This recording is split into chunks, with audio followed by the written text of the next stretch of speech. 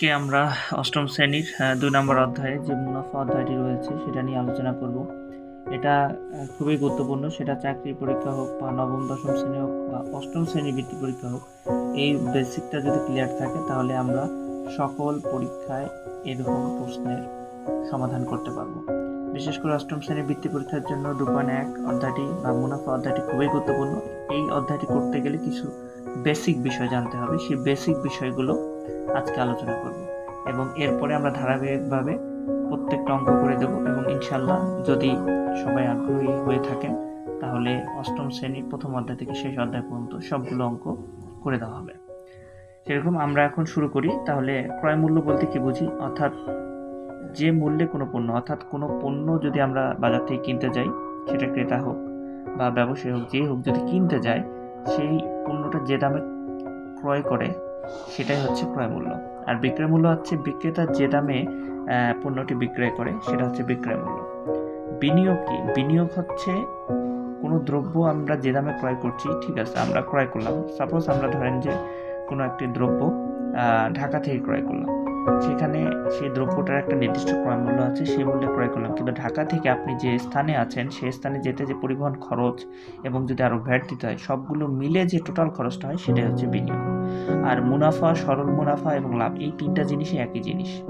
তো মুনাফা যাহা সরল মুনাফা তাহা লাভ তাহা, অর্থাৎ এটা কিভাবে কাউন্ট করা হয় সেটা হচ্ছে প্রতি বছরে শুধু প্রারম্ভিক, অর্থাৎ প্রারম্ভিক কাকে বলে, প্রারম্ভিক মানে শুরুতে যে পরিমাণ মূলধনের উপর, মানে শুরুতে যদি আমরা 100 টাকা বা 200 টাকায় মূলধন বিনিয়োগ করি, সেই 100 টাকা বা 200 টাকা ওই মূলধনটার উপরে যে অতিরিক্ত টাকাটা পাওয়া যাবে, অর্থাৎ 100 টাকা দিলে আমরা যদি বছর শেষে 10 টাকা পাই বা 20 টাকা পাই, এই যে অতিরিক্ত 10 বা 20 টাকা, সেটাই হচ্ছে মুনাফা, সরল মুনাফা বা লাভ। তাহলে আসল বা মূলধন কি? অর্থাৎ ব্যাংকে যে টাকা জমা রাখা হয়, অথবা আমরা ব্যাংকে যে টাকা জমা রাখছি, দেখা যায় যে আপনাদের যদি কারো ব্যাংক অ্যাকাউন্ট থাকে বা আব্বা আম্মার যদি আপনাদের কারো ব্যাংক অ্যাকাউন্ট থাকে, তাহলে আপনারা ভালো করে বুঝবেন, যদি ব্যাংকে যদি টাকাটা জমা রাখেন, সেই যে টাকাটা জমা রাখছে সেই টাকাটাকে আসল বা মূলধন বলে, ইংলিশে এটাকে বলে প্রিন্সিপাল। এবং বা ব্যবসা করার জন্য যে টাকাটা আমরা বিনিয়োগ করি সেটাই হচ্ছে আসল বা মূলধন। সময়কাল হচ্ছে যে সময়ের জন্য মুনাফা হিসাব করা হয়, এটাকে নাম্বার অফ ইয়ার্স দ্বারা চিহ্নিত করা হয়, অর্থাৎ যত বছর আমি টাকাটা বিনিয়োগ করে রাখবো, অর্থাৎ 2 বছরের জন্য একটা ব্যবসায় বিনিয়োগ করলাম বা 3 বছরের, সেই এই 2 বা 3 বছর, এটা হচ্ছে সময়কাল, বা অঙ্কের ক্ষেত্রে এটাকে এর মান হিসেবে চিহ্নিত করা হয়। মুনাফার হার বলতে কি বোঝাবে, অর্থাৎ 100 টাকার 1 বছরের মুনাফাকে মুনাফার হার বলে। অর্থাৎ আপনি 1 লাখ টাকা, 2 লাখ টাকা, 1000, 2000 টাকা বিনিয়োগ করতে পারেন, সমস্যা নেই, কিন্তু সেই 1 লাখ বা 2 লাখ টাকা আমরা যদি গাণিতিক মাধ্যমে 100 টাকায় 1 বছরের মুনাফায় কনভার্ট করি, সেটা যেটা পাবো সেটাই হচ্ছে পার্সেন্টেজ বা হার। আর এই বিষয়টা গুরুত্বপূর্ণ বিষয় মনে রাখতে হবে এই জায়গায়, যে মুনাফার হার তুলতে আমরা যদি এই আমরা ধরেন 20% আছে, এই 20%, সাপোজ ধরেন যে 20% আছে, এই 20% যদি তুলে দিতে চাই তাহলে 100 দ্বারা এই 20%কে 100 দ্বারা ভাগ দিতে হবে। আবার সাপোজ মনে করেন যে 20 আছে এবং এটাকে যদি আমরা এটা মনে করেন যে হার আসছে 0.2, এটা গাণিতিকভাবে আমরা হার পাইছি 0.2, এটাকে যে পার্সেন্টেজে পরিণত করি তাহলে এটাকে আমরা 100 দ্বারা গুণ দিতে হবে। তাহলে 100 দ্বারা গুণ দিলে কত হবে? সেটা হবে আপনার 20%। সুতরাং এইভাবে আমাদেরকে করতে হবে। তো আমরা এখন সূত্রে চলে যাই। মুনাফা আসলে সূত্র বলতে আমরা বুঝাবো আসল প্লাস মুনাফা, ঠিক আছে, মুনাফা যোগ আসল।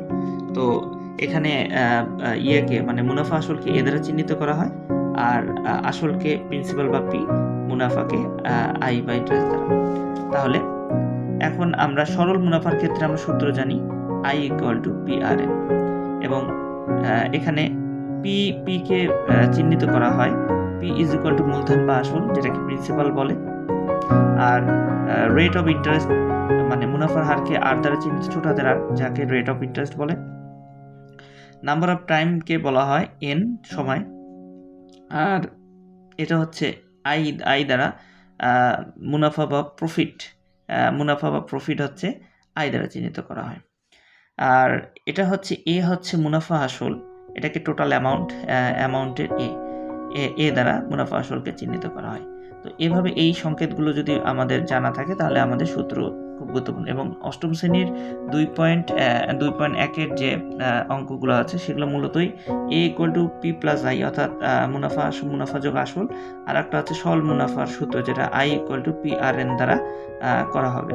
তো এটা i = PRN দ্বারা যদি আমরা দেখাই, তাহলে সেটা হচ্ছে যে আপনার সরল মুনাফা সমান মূলধন গুণন হার গুণন বছর সময়।